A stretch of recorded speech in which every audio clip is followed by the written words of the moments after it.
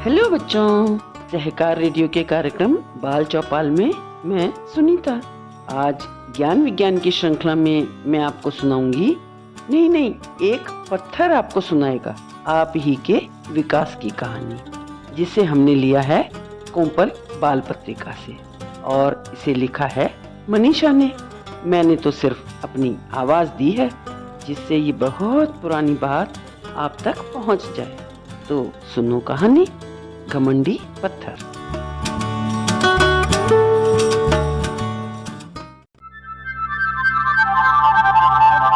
जरा इस घमंडी पत्थर की बात तो सुनो।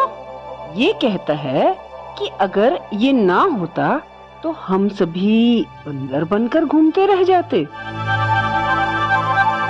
ये तो छोटा मुंह बड़ी बात हुई। तो चलो इसकी बात सुन ही लेते। अभी दूध का दूध पानी का पानी हो जाएगा। तो पत्थर ने इस तरह अपनी बात शुरू की। बंदर, गोरिल्ला और चिंपैंजी रिश्ते में तुम्हारे बहुत पुराने पूर्वज हैं, परंतु इनमें से तुम सीधे विकसित नहीं हुए हो। असल में तुम्हारे यानी आदमियों और बंदरों के पूर्वज एक ही होमिनॉइड परिवार से आते हैं।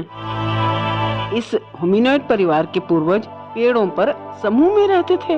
वे पेड़ों के फल और बीज खाते थे, इसलिए उन्हें नीचे आने की कोई जरूरत नहीं थी। एक बात ये भी थी कि जंगली जानवरों के खतरनाक इरादों का उन्हें पता था, जो हमेशा उन्हें चट करने की फिराक में रहते थे। इसलिए वे पेड़ पर डेरा जमाकर मजे से रहते। जंगल में उनकी यात्रा भी एक पेड़ से दूसरे पेड़ तक हवाई सफर के जरिए होती, यानी वो एक के बाद एक शाखाओं पर हवा में छलांग लगाते हुए पहुंचते और इस काम में उनकी लंबी मजबूत पूंछ संतुलन देती और हाथ पैर की मजबूत पकड़ डाल को कसकर पकड़ने में उनकी मदद करती। जैसे जैसे समय बीतता गया, जलवायु और भौगोलिक स्थितियों में भी बदलाव आने लगे। बहुत से बड़े पेड़ खत्म हो गए, जंगल उतना घना रहा नहीं। पेड़ पौधे और वनस्पति वाले इलाके भी नष्ट होते गए। जंगल के घटते जाने के साथ जंगल में रहने वाले जानवरों में से कई समाप्त हो गए। मनुष्य के पूर्वजों की जिंदगी भी बहुत कठिन हो गई। पेड़ के ऊपर उन्हें भोजन के लाले पड़ने लगे। कहीं से खाने के लिए कुछ मिल जाता तो उसे पाने के लिए वापस में लड़ते, क्योंकि भोजन कम हो गया था, और लड़ते लड़ते एक दूसरे को मार भी डालते। तो भोजन की तलाश में तुम्हारा ये वनवासी पूर्वज पेड़ों की डाल छोड़कर जमीन पर उतरने के लिए मजबूर हो गया। अब ये तो कोई भी बता सकता है कि पेड़ों के जीवन से नीचे जमीन पर रहना कितना अलग है। एक पेड़ से दूसरे पेड़ पे जाने के लिए कूदने की जरूरत पड़ती है, लेकिन पृथ्वी पर चलने का तरीका अलग है। अब कूदने की तो कोई जरूरत थी नहीं। साफ था कि डालों पर कूदने और उन्हें पकड़ने के लिए हाथों की जैसी बनावट जरूरी थी। जमीन पर अब उसकी कोई जरूरत नहीं रह गई थी, इसलिए उनके हाथ काम करने के लिए फ्री हो गए। तो अब वो दूसरे काम भी कर सकते थे।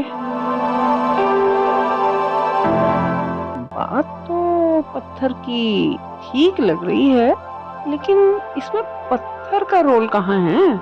ये बात दिमाग में चल ही रही थी तो पत्थर समझ गया और उसने अपनी कहानी कहना जारी रखा।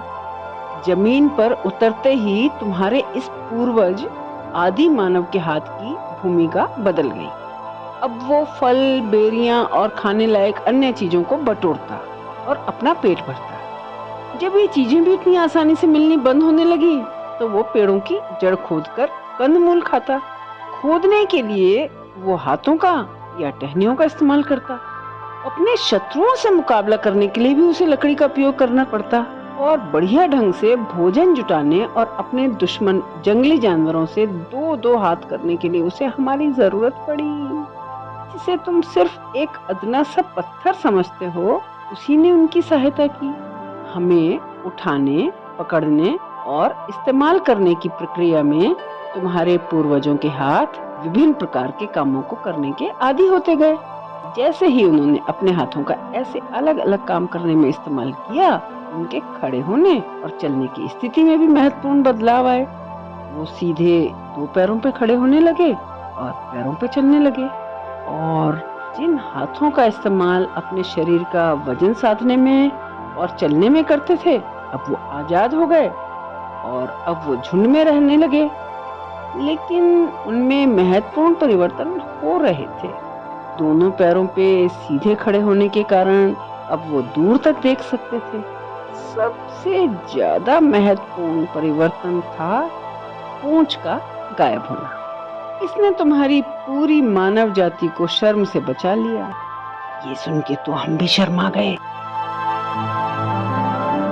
पहले तुम्हारे आदिम पूर्वज हमें प्राकृतिक अवस्था में ही इस्तेमाल करते थे।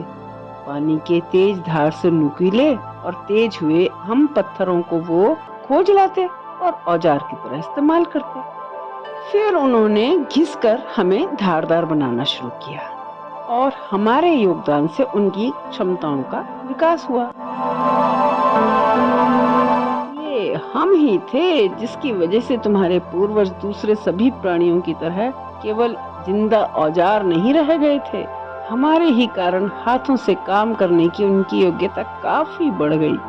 हमने उन्हें औजार बनाने वाला प्राणी बना दिया, उनके हाथों को ताकत दी। चलो इस बात को दूसरी तरह से कहते हैं। कोई भी औजार तुम्हारे हाथ पैर का विस्तार है। जैसे तुम किसी ऊंचे पेड़ से आम नहीं तोड़ पाते, तो लंबी छड़ी की सहायता से ये काम आसानी से हो जाता है। यानी छड़ी ने आपके हाथ की लंबाई बढ़ा दी। इसी तरह लकड़ी को काटना है तो कुल्हाड़ी का उपयोग हाथों की ताकत को बढ़ा देता है। तो हमने उस आदिम मानव के हाथों में औजार बनकर उसे भोजन इकट्ठा करने और अपने दुश्मनों से लड़ने में ही नहीं, बल्कि आगे चलकर मांस के लिए जानवरों का शिकार करने में भी उसकी सहायता की। नहीं, हम मामूली पत्थरों ने तुम्हारे पूर्वजों के दिमाग के विकास में और उनकी बुद्धि को बढ़ाने में भी भूमिका निभाई। अब पूछोगे कैसे? तो मैं बताता हूँ आगे। एक पत्थर को आकार देकर और पैना बनाकर अगर एक औजार में बदलना हो तो इसमें बुद्धि और कुशलता की जरूरत होगी। जैसे कि औजार बनाने के लिए किस तरह का पत्थर चुना जाए, उसका कौन सा किनारा धारदार बनाया जाए, उसे ज्यादा से ज्यादा काम लायक बनाने के लिए कौन सा आकार दिया जाए, उसे बनाने की तैयारी कैसे की जाए। इस तरह तुम्हारे पूर्वज ने सीखना शुरू किया। ये उनका पहला पाठ और इससे उनका ज्ञान और कौशल बढ़ा और बढ़ता ही रहा। चीजों और परिस्थितियों को पहले से देखने समझने का तरीका आया। किसी भी चीज के बारे में पहले से सोचना और फिर उस पर योजना बनाकर काम करना आया। हम पत्थरों ने ही तुम मनुष्यों के ऐसे शारीरिक और मानसिक विकास की राह तैयार की। पत्थर सच ही कह रहा था। पेड़ों पर रहने वाले हमारे पूर्वजों को आज का मनुष्य बनाने में उसकी भी भूमिका रही है। वो चाहे कितना भी घमंडी हो, हमें उसकी बात तो माननी ही पड़ेगी।